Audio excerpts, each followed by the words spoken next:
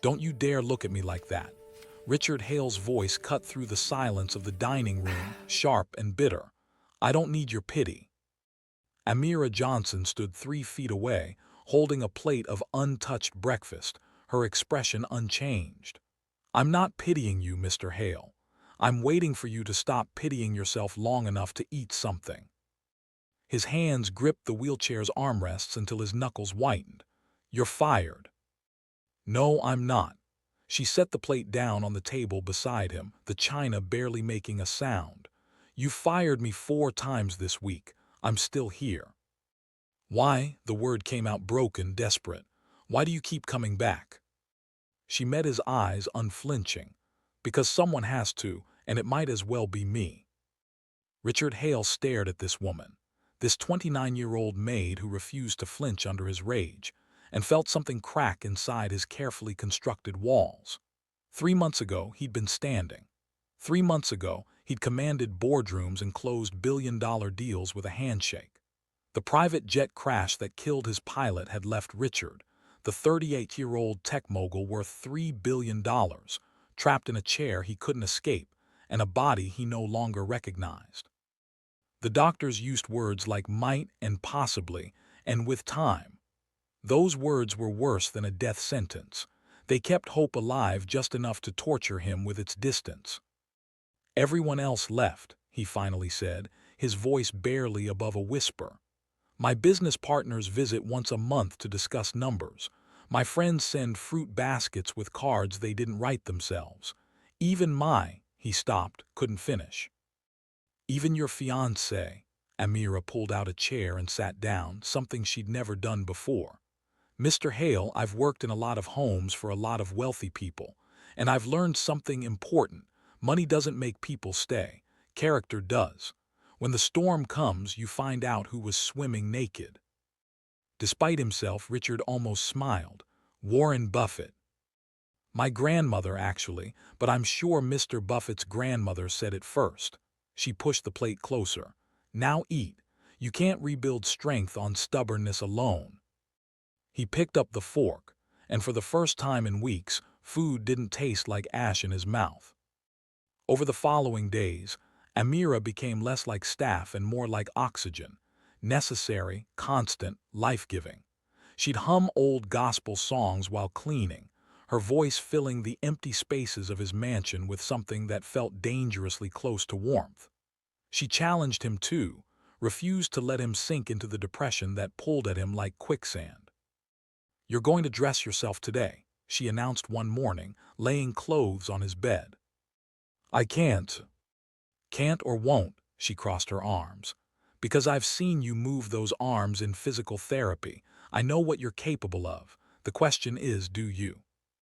It took him 40 minutes and more frustration than he'd felt in years, but he buttoned that shirt himself.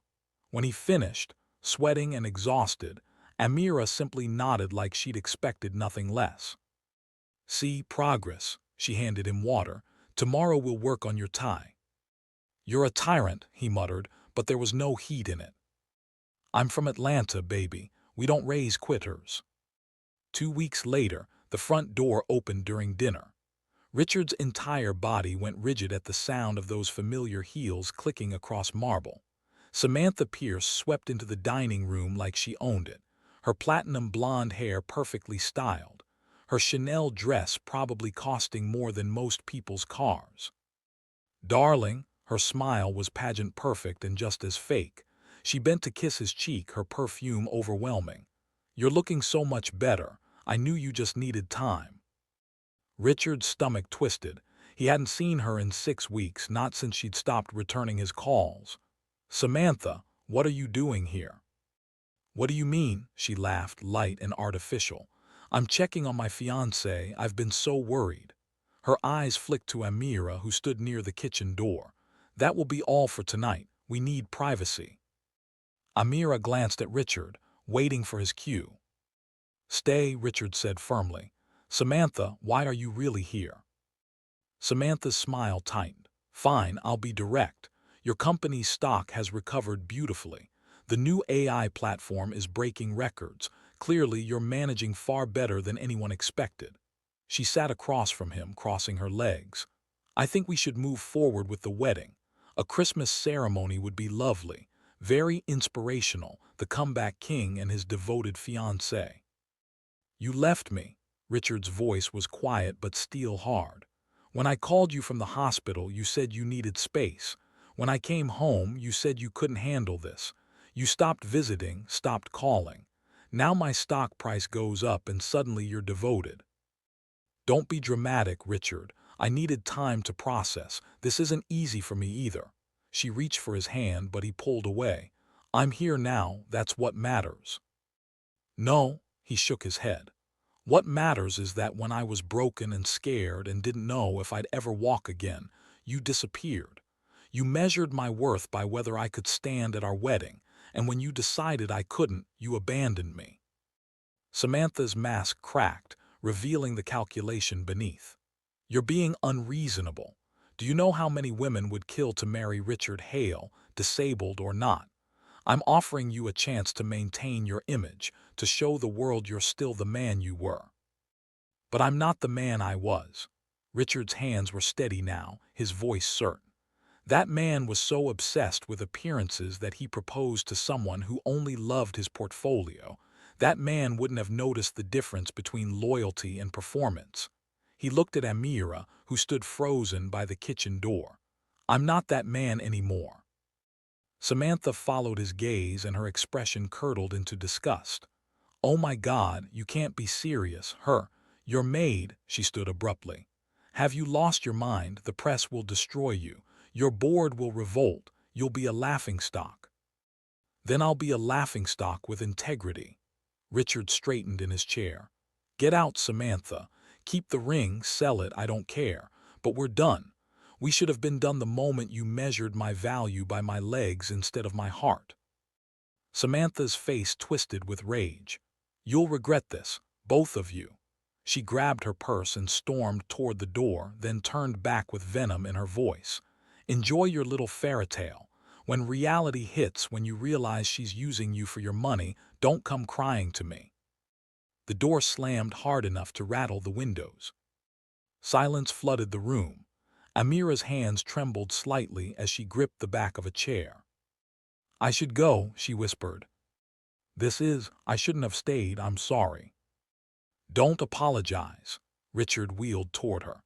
Don't you dare apologize for being the only person who treated me like a human being instead of a stock ticker. Mr. Hale. Richard, please. He stopped in front of her, looking up into her eyes. These past weeks, you've shown me something I didn't know existed. Kindness without agenda. Strength without cruelty. You push me to be better not because of what I'm worth, but because you see something in me worth pushing for. That's my job. No, it's not. Your job is to clean and cook. What you've done is save my life. His voice cracked. That night you found me with my father's gun, you didn't just take it away. You gave me a reason to keep breathing. You make me want to be the man you seem to think I am. Tears slipped down Amira's cheeks. You don't know what you're saying. You're grateful, confused, maybe a little lonely. That's not love. He caught her hand, held it gently. Maybe I don't know what love is supposed to look like, but I know what it feels like. It feels like someone staying when everyone else leaves. It feels like being challenged to grow instead of being coddled in my misery. It feels like coming home to gospel music and someone who isn't afraid to tell me when I'm being an ass. She laughed through her tears. You are an ass sometimes. I know, but I'm an ass who's completely, impossibly in love with you. He took a shaky breath. Marry me, Amira, not because it makes sense or because anyone would understand. Marry me because somehow in the wreckage of the worst thing that ever happened to me, I found the best thing, and I'm not letting that go. Richard, her voice broke. People will say terrible things. They'll call me a gold digger. They'll say I manipulated you, took advantage of a disabled man. Your reputation, your company. Can all go to hell if it means spending my life with someone real. His thumb traced circles on her palm. I've spent 38 years building an empire on other people's opinions, and it left me empty, Amira. Hollow. You filled something in me I didn't know was missing, so let them talk, let them judge. I don't care anymore. She pulled him close, her forehead resting against his. This is crazy. Completely insane, he agreed. We barely know each other. Then we'll learn, we'll have time. Your world and mine, they don't usually mix well. Then we'll build a new world, just ours. He pulled back to look at her. Say yes, please, Amira, say yes.